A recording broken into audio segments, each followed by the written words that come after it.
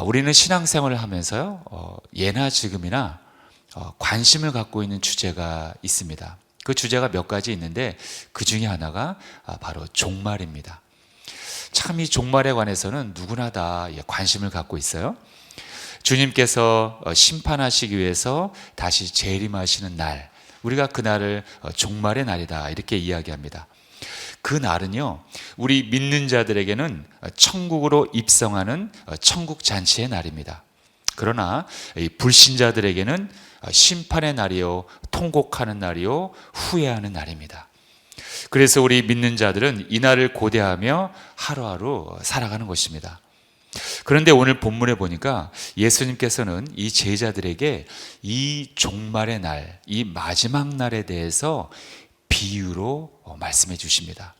이른바 우리가 너무나 잘 알고 있는 이 열처녀 비유입니다. 그래서 오늘 저는 이 열처녀 비유가 우리에게 주는 그 영적인 교훈은 무엇일까? 그 부분에 대해서 오늘 말씀을 나누고자 합니다. 먼저 이 열처녀 비유가 우리에게 주는 중요한 영적인 메시지가 있습니다. 그것은 바로 주인은 예고 없이 찾아오신다는 것입니다. 여기서 주인이란 당연히 예수님을 말하는 것이죠. 저 같은 경우에는 이 어릴 적에 이 동네에 이 쌀도둑이 있었어요. 그래서 가끔 이렇게 쌀을 도둑 맞았던 기억이 나는데, 그때는 참 너나 할 것 없이 그렇게 참 이렇게 잘 사는 가정들이 많지 않았던 것 같아요. 그래서 가끔은 이렇게 쌀을 도둑 맞는 일이 있었습니다. 그런데 그 쌀을 훔쳐가는 도둑은 우리한테 예고하지 않고 찾아왔어요. 사실 도둑이 예고하고 오면 도둑이 아니죠. 도둑이 예고하고 온다면 다 그 집주인은 준비할 거 아닙니까? 못 들어오게.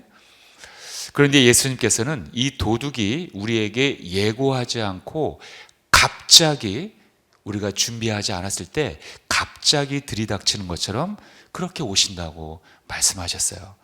마태복음 24장 42절과 43절을 한번 보겠습니다. 시작. 그러므로 깨어 있으라. 어느 날에 너희 주가 임할는지 너희가 알지 못함이니라. 너희도 아는 바니 만일 집주인이 도둑이 어느 시각에 올 줄을 알았더라면 깨어 있어 그 집을 뚫지 못하게 하였으리라. 바로 그 말을 말씀하시는 거예요. 도둑이 어느 시각에 올 것이라고 미리 집주인에게 얘기한다면 그 집을 뚫지 못하게 다 우리가 방비할 거 아니냐. 그러나 도둑은 당연히 그 집주인에게 예고하지 않고 갑자기 허술할 때 들이닥친다는 거예요. 그렇게 오신다는 것을 말씀하시는 것입니다. 예수님께서 다시 오시는 그 날, 재림의 날을 아는 것은 우리의 영역이 아니라는 거예요. 우린 그저 그날이 언제인지는 모르지만 그저 우린 그 날을 위해서 하루하루 성실하게 준비하며 사는 것이 우리의 신앙생활이라는 것을 가르쳐주고 있는 것입니다. 이것이 바로 하나님의 뜻이라는 거예요. 오늘 본문에서 이 열처녀는 한밤중에 신랑을 맞이하기 위해서 등불을 켜고 기다리고 있었습니다. 그런데 신랑이 오지 않았어요.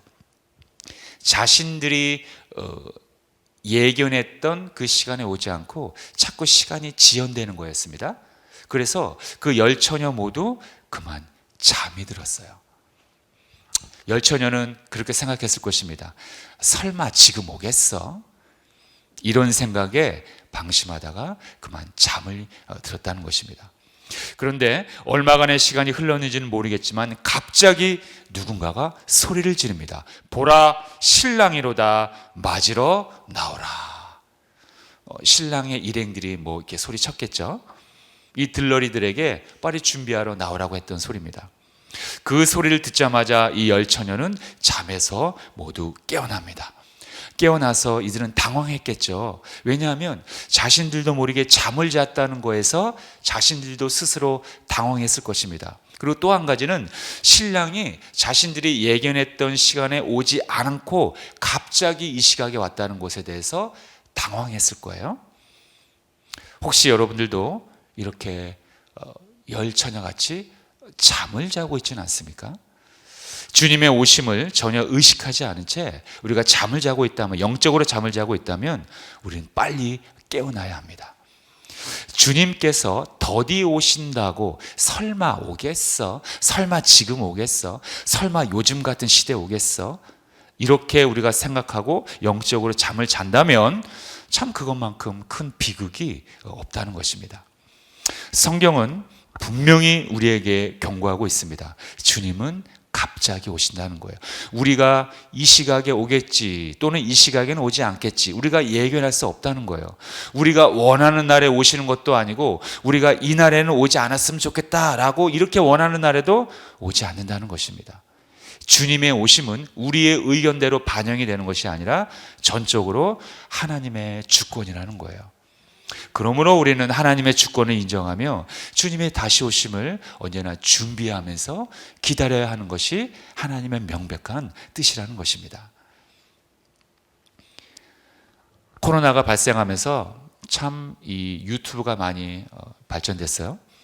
그래서 지금은 이 유튜브를 통해서 각종 이단들이 엄청나게 많이 생겨났습니다. 사람들을 많이 미혹하고 있어요. 오늘 처음에 말씀드렸듯이 사람들의 관심을 갖고 있는 것이 이 주님의 재림, 종말이라는 것입니다.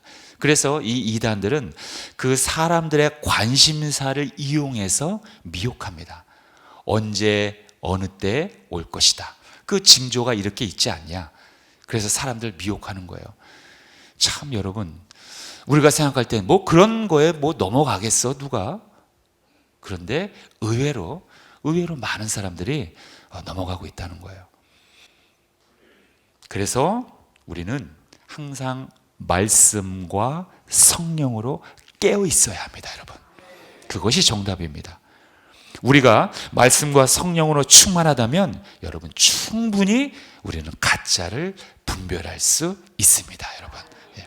왜냐하면 성령님은 오직 진리만을 가르치고 진리 가운데로 우리를 인도하기 때문입니다. 제가 늘 강조하지만 성령의 사역이 뭐라고 그랬습니까? 진리로 우리를 인도한다고 하지 않았습니까?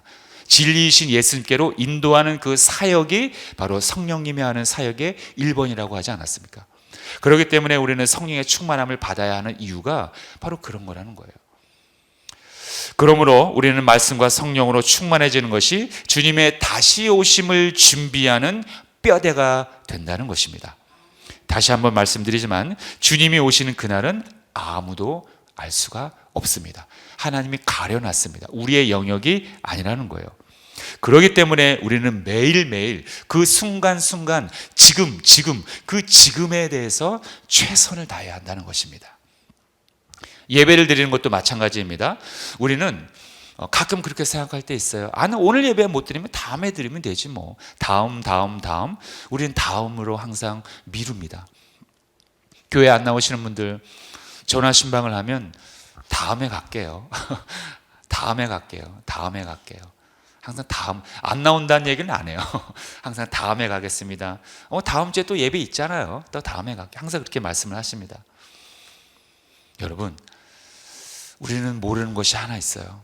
아니면 착각하는 것이 있습니다. 주님이 주시는 은혜는요, 날마다 새로운 거예요. 어제 다르고 오늘 다릅니다. 오늘 예배와 내일 예배는 다른 거예요. 그래서 주님의 은혜를 사모하는 자들은요, 날마다 새로운 은혜를 받을 수 있는 것입니다. 그때그때 주시는 은혜가 그 사람과 시간과 상황에 따라서 주님은 다르게 은혜를 주신다는 거예요. 그래서 오늘 지금 드리는 예배가 그래서 중요한 것입니다. 하나님께서 지금 나에게 주시고자 하는 그 메시지가 그때그때마다 다르기 때문에 그래요. 항상 우리는 이 지금의 최선을 다해야 하는 것입니다. 고린도후서 6장 2절, 자 시작. 보라, 지금은 은혜 받을 만한 때요. 보라, 지금은 구원의 날이로다. 우리가 주님의 은혜를 사모하며 날마다 지금의 예배를 통해 하나님을 경배할 때 우리는 주님의 함께 하심을 그래서 경험할 수가 있는 것입니다. 여러분들 모두가 날마다 예배를 통해 이렇게 주님의 임재하심을 경험하시길 예수님의 이름으로 축원합니다. 자, 두 번째로 이 열처녀 비유가 우리에게 주는 영적인 교훈이 있습니다. 어떻게 보면 오늘의 중심 주제이기도 합니다. 바로 신앙의 준비는 그 누구도 대신해 줄 수 없다는 것입니다. 오늘 읽었던 본문을 보니까 여러분, 신랑이 온다는 그 소리에 잠에서 깨어납니다. 10처녀가 다 깨어납니다. 그런데 그때 기름을 준비하지 못했던 그 5처녀들은 자신들이 갖고 있던 등불에 불이 꺼져가는 것을 발견했습니다. 그래서 그들은 그 기름을 준비한 5처녀들에게 기름을 빌려달라고 요청합니다. 그런데 빌렸나요? 아닙니다. 빌리지 못했습니다. 기름을 준비한 처녀들은 자신들의 기름을 나눠주기에는 부족하다는 거예요. 그러니까 너희들은 저 시장에 가서 기름 파는 사람들한테 가서 구하라는 것입니다. 결국 미련한 5처녀들은 기름을 구하지 못했습니다. 이 기름을 준비하지 못한 처녀들은 당연히 기름이 자기네가 떨어졌으니까 기름을 준비한 그러한 처녀들에게 빌릴 수 있을 거라고 생각을 했던 거예요. 그렇게 착각을 했던 것입니다. 여러분, 이것은 과연 무엇을 우리에게 영적으로 교훈하고 있을까요? 바로 사람에게는 얻을 수 없는 것이 있다는 것입니다. 절대로 사람에게 빌릴 수 없는 게 있다는 거예요. 우리는 이 세상에서 모든 것을 이 세상을 통해서 취할 수 있다고 생각하며 살아갑니다. 그러나 성경은 분명히 말씀하고 있습니다. 미련한 5처녀는 슬기로운 5처녀에게 기름을 빌리지 못했습니다. 왜일까요? 사람에게는 절대로 나누어 줄 수 없는 게 있기 때문입니다. 주고 싶어도 주지 못하는 게 있다는 거예요. 여러분, 우리는 사람에게 돈은 빌릴 수 있지만 생명은 빌릴 수 없습니다. 구원도 빌릴 수 없습니다. 신앙도 빌릴 수 없습니다. 바로 이거예요. 이게 굉장히 중요하고 어떻게 보면 굉장히 무서운 것입니다. 우리는 다른 사람을 대신해서 천국에 가줄 수 없어요. 우리는 다른 사람을 대신해서 지옥에도 가줄 수 없어요. 대신 구원도 받아줄 수 없어요. 이게 참 신비입니다. 우리는 전도를 하면 꼭 이런 분들 만나게 돼요. 여러분들 다 경험했을 겁니다. 우리 선생님, 교회를 다니시면 어떨까요? 예수님 믿고 구원받아야 됩니다. 그때 우리 아저씨들 하는 말이 우리 아들이 목사입니다. 꼭 만나요, 여러분들. 또는 제 남동생이 선교사입니다. 저하고 가장 친한 중마고가 지금 일본에서 선교하고 있습니다. 제 딸아이가 교회에서 집사입니다. 지역장입니다. 이렇게 말하는 분들 꼭 만나요. 저도 너무나 많이 만납니다. 내가 아는 분이 열심히 교회 다녀요. 내가 아는 분이 선교사고요. 신학교 다니고 있고요. 우리 외삼촌이 선교사고 목사입니다. 여러분, 누누이 말씀드리지만 내 자녀가 목사라고 해서 선교사라고 해서 내가 천국 가는 건 절대로 아니에요. 별개입니다. 아무런 관계가 없어요. 나와는 아무런 상관이 없는 것입니다. 우리는 각자 자기의 믿음으로 구원을 받는 것입니다. 그래서 우리는 하나님 앞에 각각 한 사람씩 서게 되는 것이지, 우리가 단체 여행 패키지 단체로 가듯이 단체로 하나님 앞에 서는 게 아니라는 거예요. 하나님께서는 각각 한 사람씩 불러서 심판하는 것이지, 이렇게 그룹으로 지어져서 너희들은 가족이니까, 너희는 부부니까 둘이 같이 와, 이게 안 된다는 거예요. 부부라 할지라도, 자녀 사이라 할지라도, 친한 친구라 할지라도 그거는 아무런 관계가 없는 거예요. 이 땅에서 살 때는 우리가 서로 어울려 살지만 마지막 그날 하나님 앞에 설 때는 독대한다는 것입니다. 1대1로 선다는 것입니다. 내 믿음으로 구원을 받는 거지, 내가 내 신앙으로 구원을 받는 거지, 누가 내 신앙을 대신해 줄 수도 없고, 우리는 구원을 빌릴 수도 없고, 신앙을 준비하는 것도 빌릴 수가 없다는 것입니다. 기름을 빌릴 수가 없다는 거예요, 사람에게는. 지금 이러한 엄청난 영적인 교훈을 우리에게 주고 있다는 것입니다. 참, 그런데 이 사실이 어떻게 보면 우리에게 엄청난 아픔과 부담을 줄 수 있어요. 왜냐하면 사랑하는 사람들이, 내가 사랑하는 그 가족들 또는 사랑하는 친구들이 구원을 받지 못하기 때문이에요. 내 자녀가, 내 아내가, 내 남편이, 내 부모님들이 예수님을 믿지 않아 구원을 받지 못하는데 얼마나 우리가 가슴이 아픕니까? 차라리 내가 믿음을 그 사람한테 주고 싶어요. 줄 수만 있다면. 어떻게 보면 차라리 내 자식을 대신해서 내가 대신에 지옥에 가고 그 자식을 천국으로 보내주고 싶어요. 마음 같아서는. 근데 그게 안 된다는 거예요.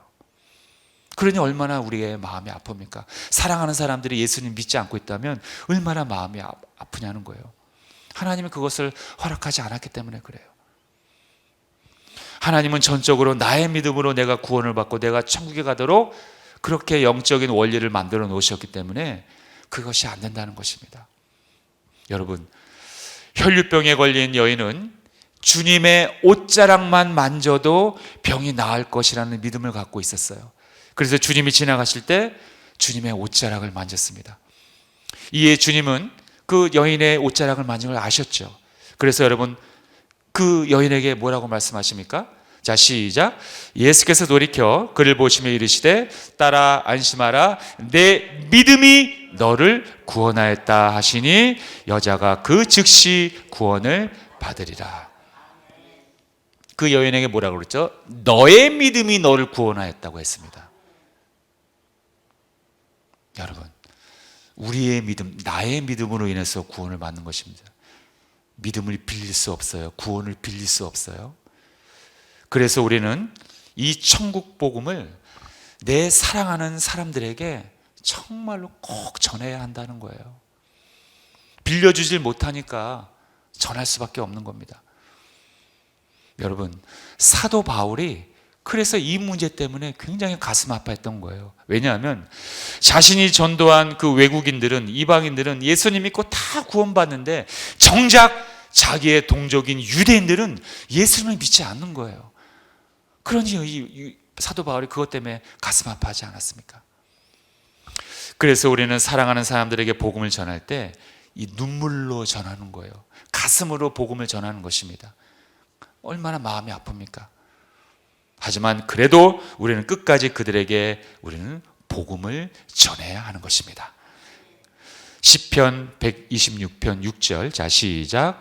울며 씨를 뿌리러 나가는 자는 반드시 기쁨으로 그 곡식단을 가지고 돌아오리로다.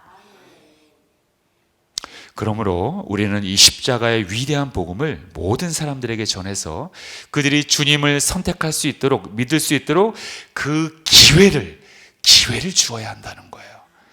그럴 때 성령께서 역사하십니다. 이번 4월 9일 여러분 부활주의를 맞이해서 여러분들의 가족과 이웃을 초청하시기 바랍니다. 그래서 그 영생의 기회를 그들에게 여러분 넉넉하게 주시길 주님의 이름으로 축원합니다. 자, 마지막 세 번째로 이 열처녀 비유가 우리에게 주는 영적인 교훈이 또 있습니다. 그것은 바로 우리의 영이 항상 깨어 있어야 한다는 거예요. 우리는 항상 영적으로 깨어 있어야 합니다.